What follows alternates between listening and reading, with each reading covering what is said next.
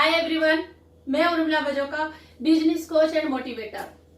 आज मैं एक बहुत इंपॉर्टेंट टॉपिक पर बात करने वाली हूँ और वो है पर्सनैलिटी डेवलपमेंट। और इससे पहले के जो मेरे प्रीवियस टॉपिक है नेटवर्क मार्केटिंग को लेके कि नेटवर्क मार्केटिंग बेसिकली है क्या और किस तरीके से लोगों को इनवाइट करना है, कैसे प्रेजेंट करना है, कैसे क्लोजिंग करनी है, कैसे फॉलोअप लेना है, वो सारे के सारे आप मेरे वीडियोस देख सकते हैं। इस आइकन को प्रेस करेंगे और प्ले लिस्ट में चले जाएंगे, मेरे प्रीवियस वीडियोज को आप देख सकते हैं।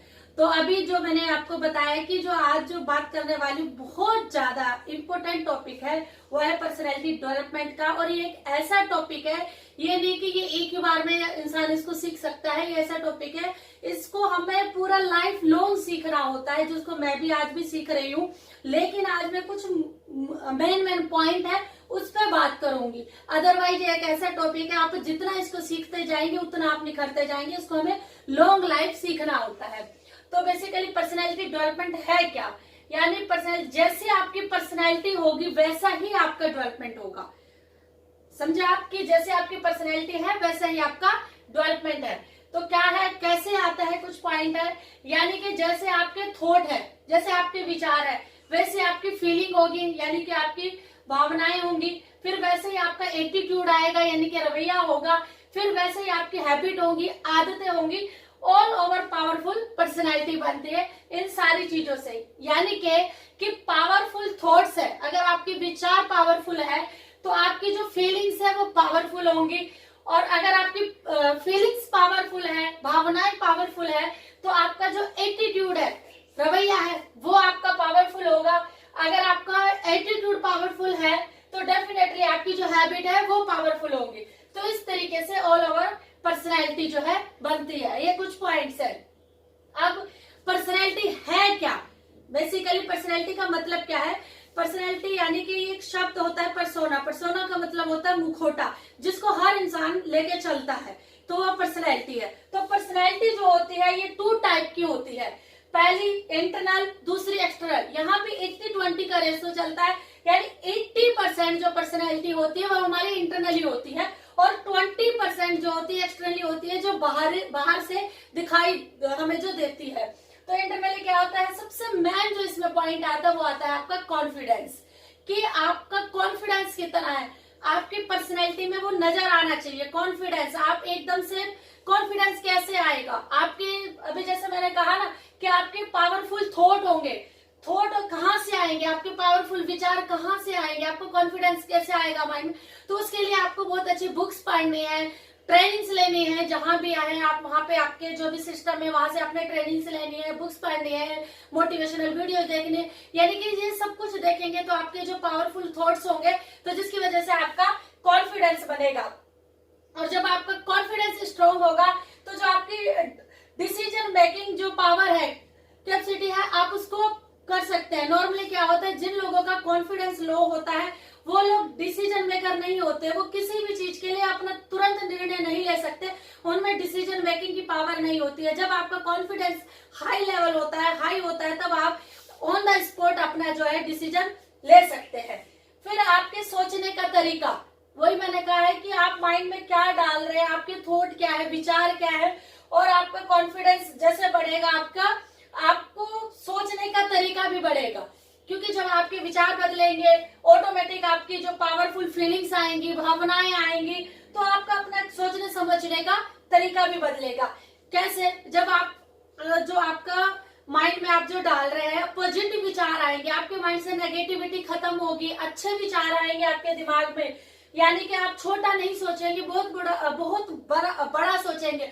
बहुत सारे लोग ऐसे होते हैं छोटी छोटी बातों में उनका ध्यान रहता है कि ऐसे हो गया, ये वैसे हो गया, टीम में ये हो गया, वो हो गया, यानी छोटी छोटी बातों में वो लोग उलझे रहते हैं, जिंदगी में कुछ बड़ा नहीं कर पाते।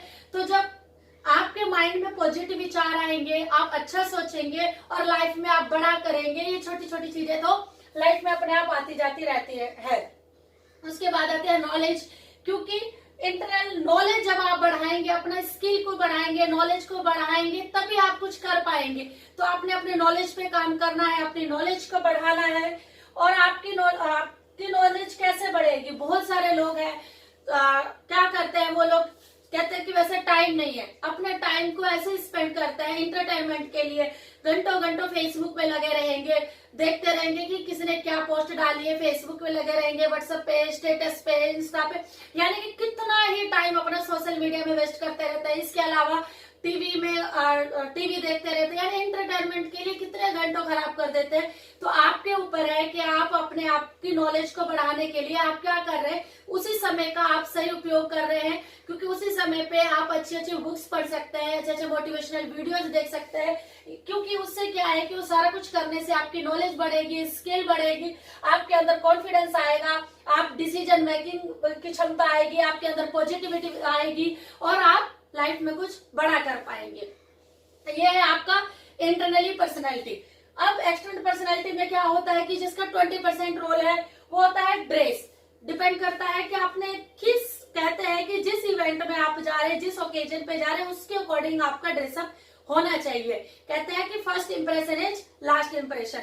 सपोज आप कहीं पे किसी प्रोस्पेक्ट से मिलने जा रहे हैं या सेमिनार में, इवेंट में जा रहे हैं, तो उसी के अकॉर्डिंग आपको ड्रेसअप होना चाहिए। ये नहीं कि आप किसी के पास जा रहे हैं, प्लान देने जा रहे हैं, तो आप जींस और टी शर्ट में उठ के चल दिए। नहीं, आपका प्रॉपर ड्रेस कोड होना चाहिए। बॉडी लैंग्वेज, क्योंकि बॉडी लैंग्वेज का बहुत बड़ा रोल होता है आपकी पर्सनैलिटी में, क्योंकि आपकी बॉडी लैंग्वेज से समझ आता है, सामने वाला देख लेता है कि आपकी जुबान और आपकी जो बॉडी साथ दे रही है कि नहीं दे रही, दोनों की एक ही लैंग्वेज होनी चाहिए। तो बॉडी लैंग्वेज बहुत ज्यादा महत्वपूर्ण है यहाँ पे। बॉडी शेप, यानी कि आप अपने प्रोडक्ट की बात कर रहे हैं, हर चीज की बात कर रहे हैं, तो आपकी बॉडी शेप अप में होनी चाहिए। और हाइजीन आपने मेंटेन करना है। बहुत सारे लोग, हम जैसे ड्रेस की बात करते हैं तो ऊपर से सूट बूट अच्छे से पहन लेते हैं, जूतों में एकदम से मिट्टी लगी होती है। तो आपके जूते, कहते हैं कि कोई भी पर्सन ये देखता है कि आप कितने साफ है, यानी आपके घर में कितने साफ सफाई रहती है, दो तरीके से जज कर सकते हैं। पहला, अगर आपके जूते एकदम साफ है, क्लीन है, तो इसका मतलब क्या है कि आप साफ सफाई पसंद करने वाले व्यक्ति हैं। दूसरा, अगर आपने किसी के घर की साफ सफाई देखनी है तो उसका टॉयलेट देख सकते हैं। अगर टॉयलेट साफ है तो समझो वो बंदा साफ सफाई रखता है। तो उसी तरीके से आपके जूते एकदम क्लीन होने चाहिए, साफ होने चाहिए, यानी कि सर से लेके पैरों तक आप एकदम लगने चाहिए कि आप किसी के पास, आप किसी को कुछ ना कुछ देने गए हैं। तो आपका ड्रेस भी उसमें मैटर करता है, आपके जूते। और सबसे क्या है कि बहुत सारे लोग होते हैं, जैसे गर्मी में किसी एक प्रोस्पेक्ट के पास गए, एक प्लान किया, दो क्या, इस तरीके से जाते रहते हैं, तो नेचुरल है कि पसीना भी आएगा। तो जब सामने वाले के पास बैठते तो स्मेल आती है। तो आप गर्मी के दौरान क्या है, कुछ परफ्यूम कुछ यूज कर सकते हैं ताकि बैड स्मेल ना आए। बहुत सारे लोगों को बात करने के दौरान मुंह से स्मेल आती है, तो आप उसके लिए भी कर सकते हैं। तो यानी आपको ध्यान देना है ऑल ओवर पर्सनैलिटी पे कि कहीं से कोई स्मेल ना आ रही हो। आप दिख कैसे रहे, तैयार होने के बाद आप शीशे में देखें अपने आप को सर से लेके पैरों तक कि हाँ भाई मैं प्रॉपर सही से दिख रहा हूँ या नहीं।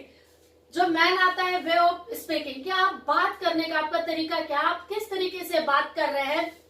बहुत सारे लोगों को सही से, मतलब आप किस तरीके से खड़े हैं, कैसे आप सामने वाले से बात कर रहे हैं, क्योंकि जब भी किसी से आप बात कर रहे हैं तो आई कांटेक्ट करके बात कीजिए, आंखों में आंखें डाल के बात कीजिए।